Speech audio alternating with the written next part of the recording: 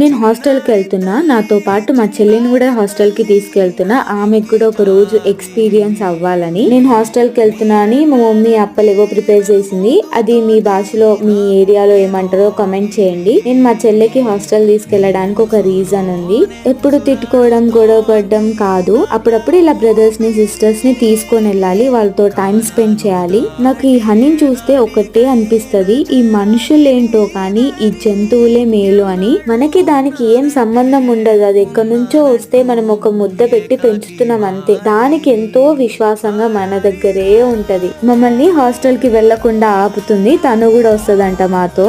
కానీ ఏం చేద్దాం, dogs are not allowed in hostel కదా. ఏదైనా హాస్టల్ ఉంటే సజెస్ట్ చేయండి విత్ డాగ్స్ అని, నేను అలా జాయిన్ అయిపోతా మా హనీని తీసుకెళ్లి. నేను హాస్టల్లో పడుతున్న కష్టాలన్నీ మా చెల్లెకి తెలియాలి, ఆమెకు అర్థం కావాలన్నమాట. మా అక్క ఇంత కష్టపడుతుంది హాస్టల్లో అని. సో చూద్దాం.